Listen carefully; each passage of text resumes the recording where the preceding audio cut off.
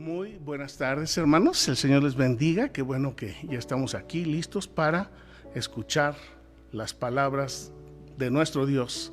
Palabras de amor, de vida eterna. También palabras de corrección. Vamos a ponernos en las manos de nuestro Dios. Padre, en este momento venimos a tu presencia. Hemos alabado, hemos glorificado tu nombre y te damos gracias porque recibes nuestra alabanza y nuestra adoración. Ahora, Señor, estamos listos para escuchar tus palabras de amor, de vida eterna, tus palabras de corrección para cada uno de nosotros, y que esta palabra dé fruto y sea prosperada en nuestros corazones para vida eterna. Gracias en Cristo nuestro Señor. Amén. Pues como ustedes saben, en el mes de enero vamos a estar hablando acerca de la primera carta de Juan.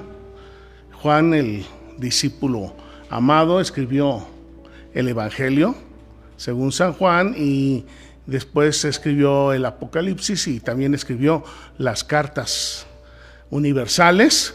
Esas cartas universales estaban dirigidas a las iglesias que nuestro hermano Juan fundó, pero todos podemos aprender mucho acerca de estas cartas.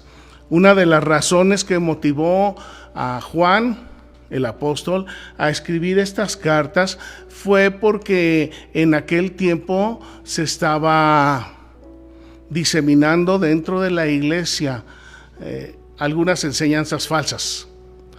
Y una de esas enseñanzas falsas que más adelante fueron denominadas como gnosticismo, es una enseñanza que viene desde la antigüedad, desde antes de tener ese nombre, y sencillamente lo que dice es que el espíritu es bueno y la carne es mala.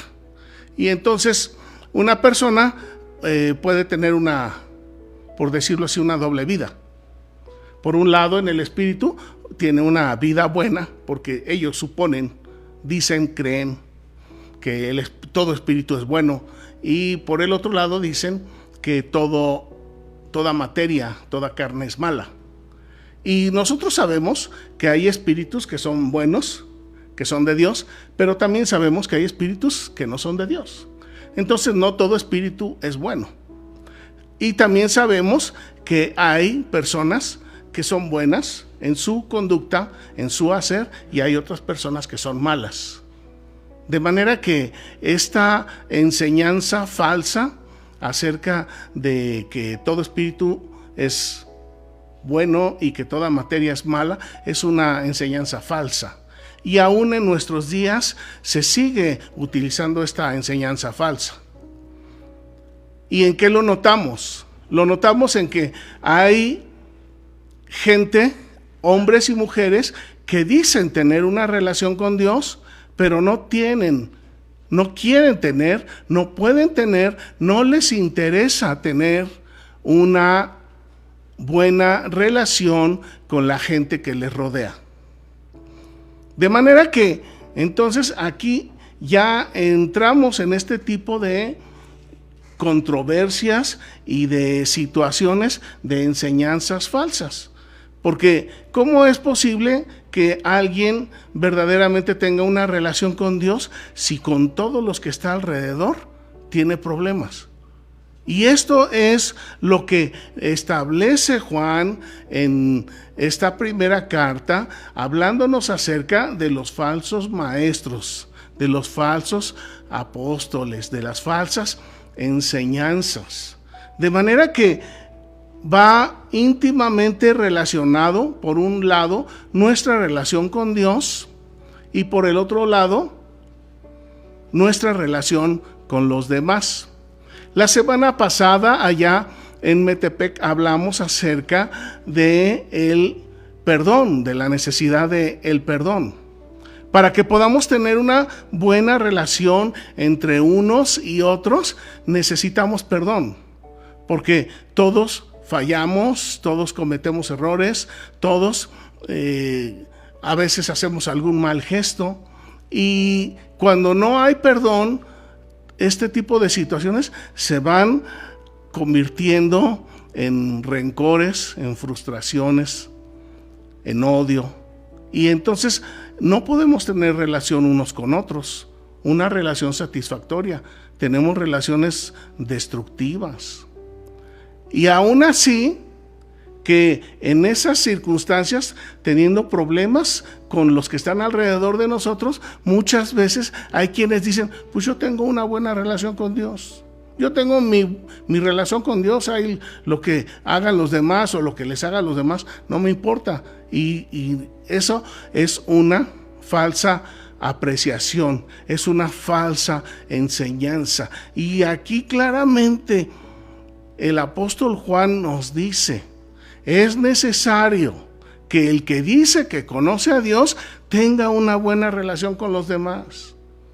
Por muy espiritual que parezca la persona, si por todos lados anda corrigiendo, controlando, peleando, discutiendo, no es cierto, no hay esa relación. Por el otro lado, si amamos a los demás, entonces cuando nos acercamos al Padre, tenemos el beneficio, la bendición de que Él nos escucha.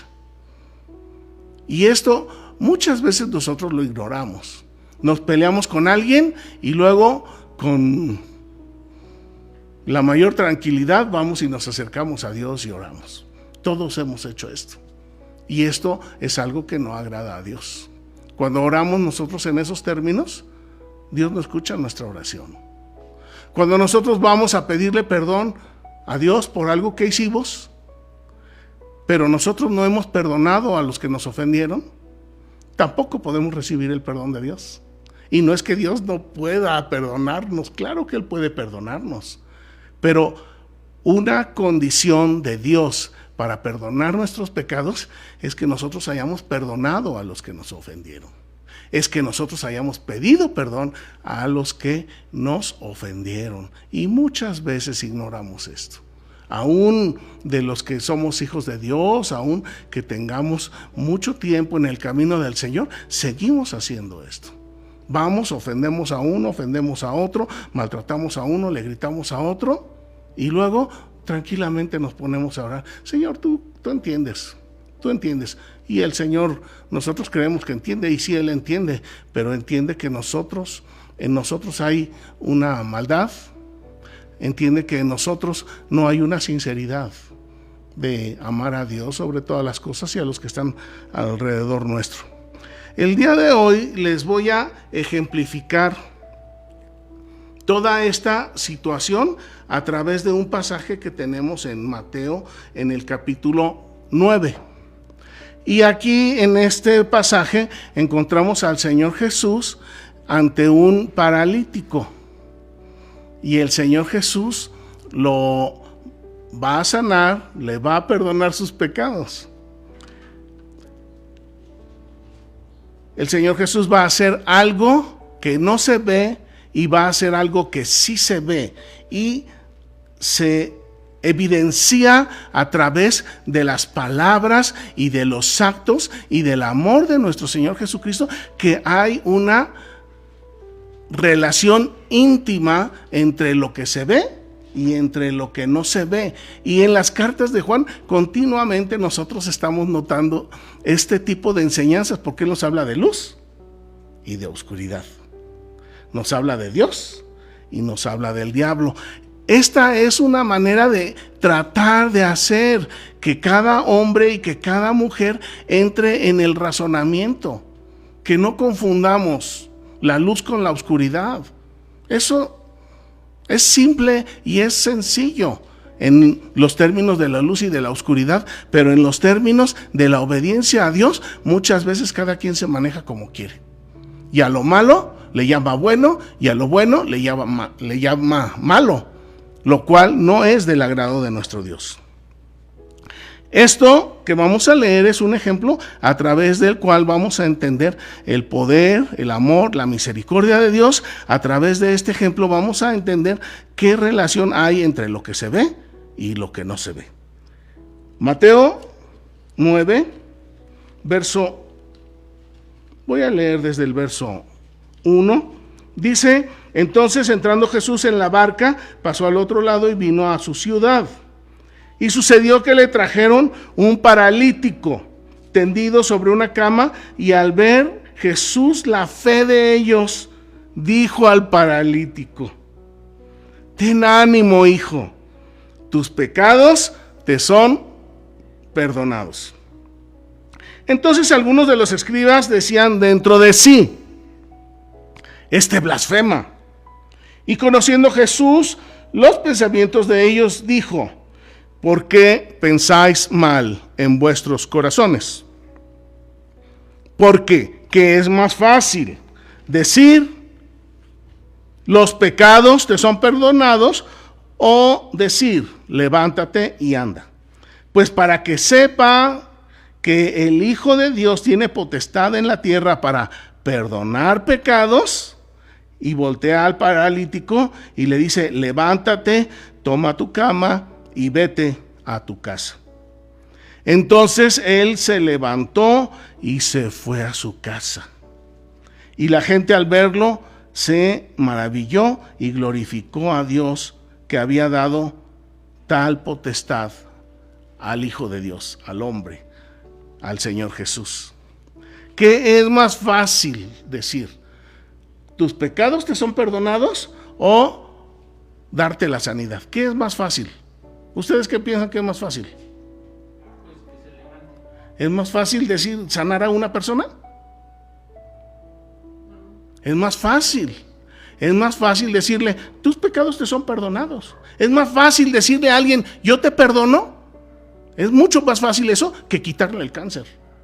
Es mucho más fácil decirle a alguien: ya te perdoné. Y es muy difícil quitarle la parálisis. Es muy difícil.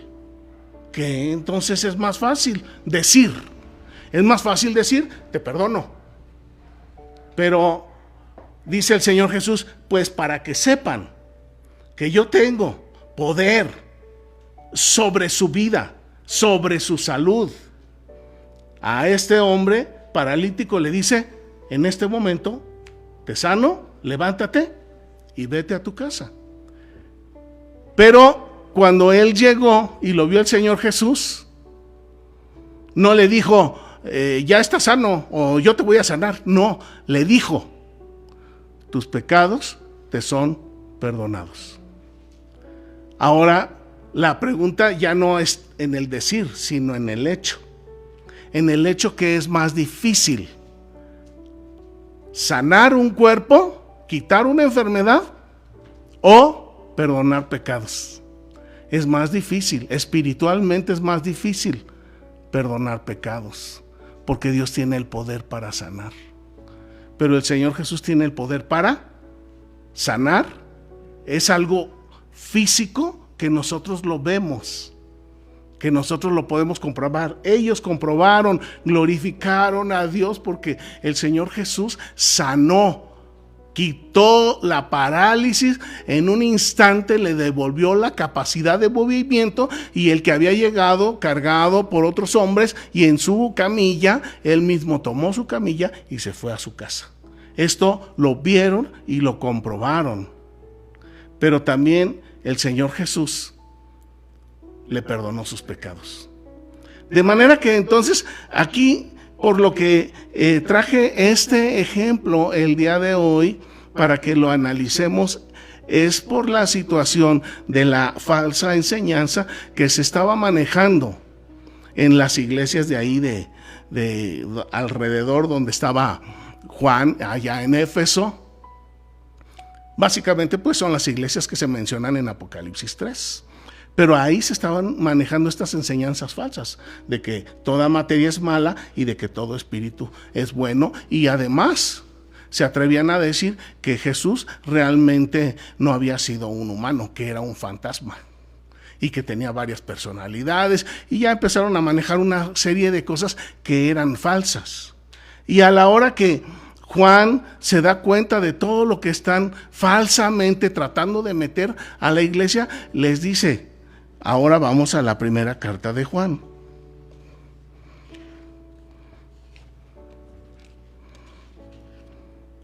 En el capítulo 3, en el verso 7, dice, Primera de Juan 3, 7, hijitos, nadie los engañe. ¿Por qué los alerta del engaño? Porque se están introduciendo falsas enseñanzas dentro de la iglesia. El que hace justicia es justo, como Él es justo. Esto se puede entender de dos maneras. Primera de Juan.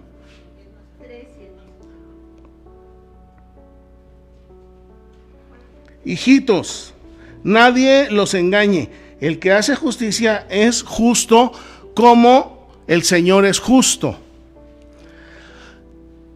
El que hace justicia es exactamente como el Señor Jesús.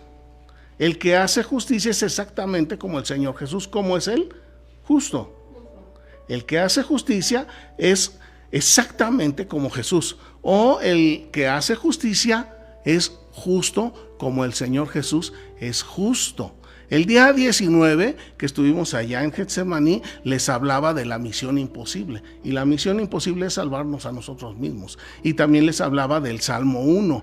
El Salmo 1 en donde dice, el justo y los pecadores. Así dice el título en la versión 60. El justo y los pecadores. ¿Quién es el justo?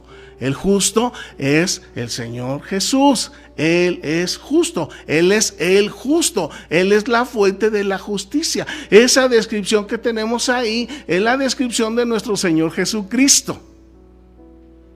La segunda parte dice, no así los malos, que son como tamo que los arrebata el viento. Por eso ese salmo es parecido en ese sentido a esta carta de Juan, porque nos presenta dos cosas completamente diferentes. Nos presenta la luz y nos presenta las tinieblas. Dice, el justo. ¿Quién es el justo? El Señor Jesús. ¿Quiénes son los pecadores? Somos nosotros. Esa es la verdad. No podemos engañarnos, no podemos confundir la luz con las tinieblas. Y esta forma la está aquí también empleando el apóstol y dice, el que hace justicia es justo como Él es justo. Ahora, la medida del justo no es la palabra. ¿Qué es más fácil decir? ¿Soy justo? ¿O hacer lo que hace un justo? ¿Qué es más fácil? ¿Qué es más fácil? Es más fácil decirlo. Es más fácil decir. Ajá. Y esta es la falsa enseñanza que se ha venido minando, metiendo en la iglesia. Yo digo que amo a Dios, yo digo que tengo una relación con Dios, pero a los demás los traigo como se me da la gana. Eso no es de Dios. ¿Qué es más fácil decir? ¿Soy justo o hacer lo que hace un justo? Obviamente es más fácil decir soy justo. Pero el que dice soy justo, ¿realmente lo será? Dice aquí en este verso que el que hace justicia, el que hace justicia es justo. El que hace justicia es como el Señor Jesús. El que hace justicia es de Jesús. El que hace. Hablan tan fuerte tus hechos que no escucho tus palabras. Puede ser que todos los días me digas que eres el mejor cristiano, me digas que eres un hombre justo, que eres muy piadoso, que eres muy espiritual, pero si tus hechos hablan más fuerte que tus palabras, eso es lo que realmente somos, lo que dicen nuestros hechos. Eso es lo que realmente somos. El que hace justicia es justo como Él es justo. Para Dios, ¿qué es la justicia? Básicamente dos cosas. Por un lado, conducirnos con rectitud, sin ofender, sin mentir, sin engañar, sin robar, sin adulterar, sin codiciar. Eso es ser justos. Pero también la justicia es amar a los demás. Si yo amo a mi esposa, no la voy a ofender. Si yo amo a mis hijos, no los voy a ofender. Si yo amo a los hermanos de la iglesia, no los voy a ofender. Pero si yo ando por la vida ofendiendo a todo mundo, censurando a todo mundo, controlando a todo mundo, ¿cómo puedo yo decir que soy justo?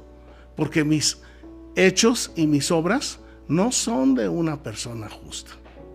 En esta carta nos damos cuenta que Juan nos está poniendo el Hijo de Dios en oposición, diferenciando con el hijo del diablo. Y son palabras muy fuertes y son palabras muy duras, a través de las cuales el apóstol está tratando de que los hijos de Dios reconsideremos. No es posible, hermanos, que digamos que somos hijos de Dios si estamos ofendiendo al esposo o a la esposa o a los hijos o al compañero de trabajo o a los hermanos de la iglesia o a los vecinos. Hay una concordancia estrecha, íntima, entre el amor a Dios y el amor a los demás. El que da amor a los demás es porque recibió amor de Dios. El que no da amor a los demás es porque ha rechazado el amor de Dios. Ahí mismo, pero en el capítulo 2, en el verso 29 dice: si sabéis que Él es justo, sabed también que todo el que hace justicia es nacido de Dios. El que hace justicia es nacido de Cristo. El que no hace justicia es porque no es nacido de Cristo. Entonces, si ustedes o yo seguimos siendo ofensivos, controladores con toda la gente que tenemos alrededor, pues por más que digamos que somos hijos de Dios, estamos mintiendo. ¿Por qué? Porque el Señor Jesús no es así, porque no somos nacidos del Señor Jesús, aunque nosotros digamos que sí somos. Capítulo 4, verso 7. Dice: amados, amémonos unos a otros, porque el amor es de Dios. Porque Dios es amor, también lo dice Juan. Todo aquel que ama es nacido de Dios y conoce a Dios. Miren, dice, por un lado, todo el que hace justicia es nacido de Dios, pero también todo el que hace justicia, entonces ama. ¿Cuál es la justicia? Amar a los demás. Todo aquel que ama y hace justicia. Miren, el amor es una virtud que Dios pone en nuestro corazón, y a través de esa virtud nosotros podemos hacer. Sea hacer de palabras ofensivas o de palabras de amor, y hacer hechos buenos o hechos malos. Pero el que es nacido de Dios, ese ha recibido el amor de Dios y hace justicia. Esto es importante y es por demás necesario que cada uno de nosotros pensemos en el trato que tenemos con los demás. Miren, hay muchas personalidades, muchas formas de personalidad. Hay gente que está centrado hacia su interior y hay gente que está centrado hacia el exterior. Hay gente sentimental, hay gente posesiva, hay gente controladora, hay gente que solamente vive para las sensaciones, hay gente que vive con muchos apegos y hay gente que vive muy alejados. Hay gente que es muy racional y hay gente que son muchas las emociones que tiene. Hay gente de todo tipo. Dicen que cada cabeza es un mundo. Y la verdad es que el Señor Jesucristo no mata nuestra personalidad.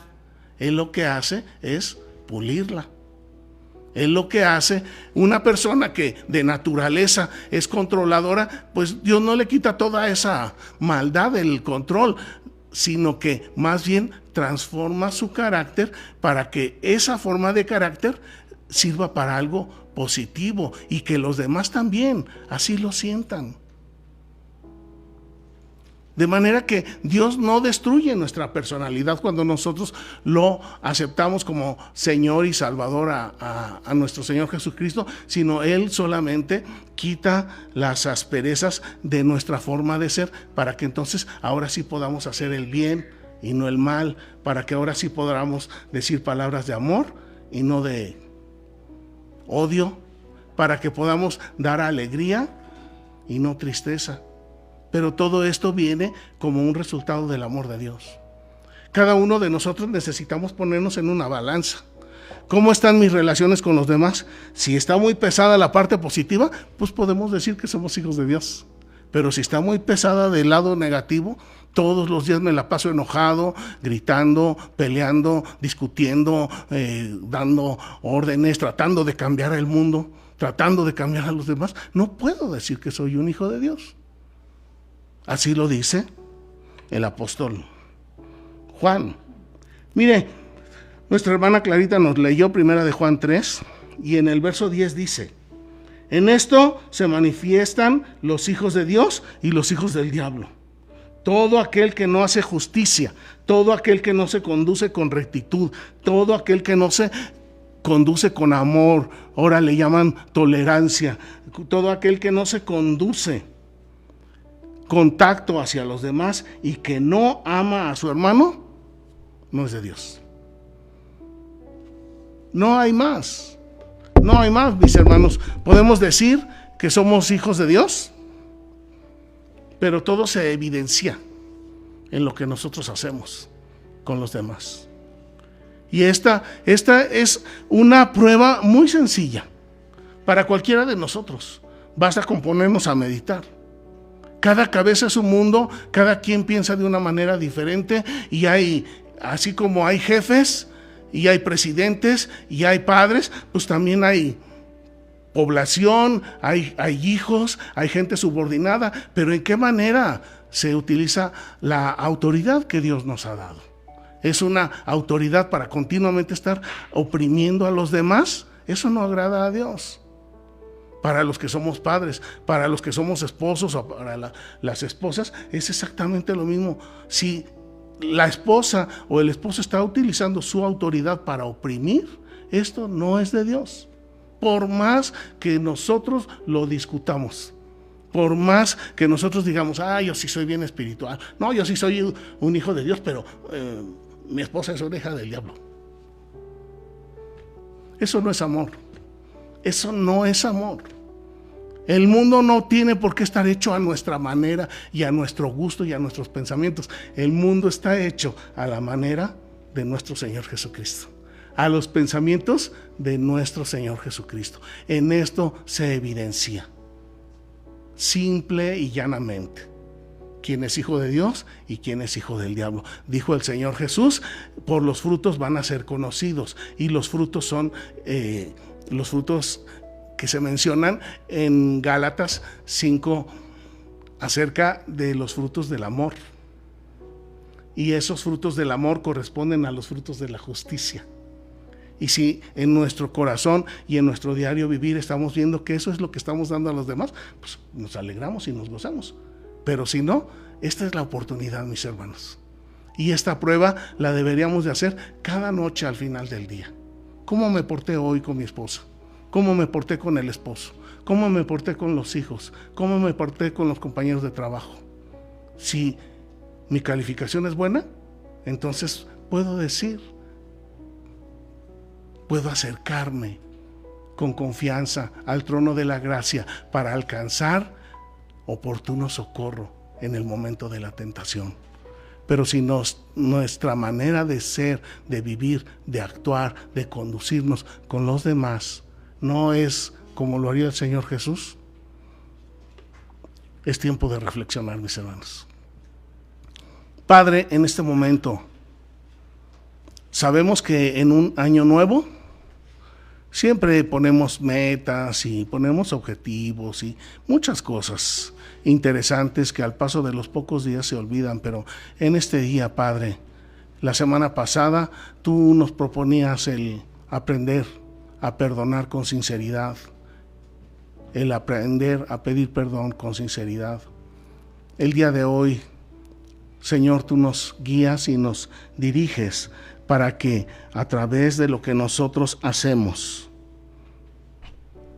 comprobando nosotros mismos si lo que hacemos es perteneciente a la justicia o es perteneciente a la injusticia, es simple para que nosotros sepamos si verdaderamente somos tus hijos. Si amamos a los que están alrededor de nosotros, con confianza podemos venir a ti, Señor, sabiendo que alcanzaremos socorro para el momento de la prueba. Padre, ponemos en tus manos a cada uno de nuestros hermanos, de nuestras hermanas, a todos aquellos que están en sus hogares mirando esta reunión y que esta palabra nos transforme. También, Señor, a los que estamos aquí, que tus palabras nos nutran, nos cambien, nos transformen, nos enseñen. Que tú, Señor, sin tener un motivo, nos perdonaste. Que nos ayudes, Padre, a entender que nosotros no merecíamos el perdón y sin embargo nuestro Señor Jesús nos lo dio. De igual forma, en la familia muchas veces no merecemos el perdón. Tampoco sentimos que los demás lo merezcan. Pero el perdón va unido al amor y a la justicia en Cristo Jesús, Señor nuestro.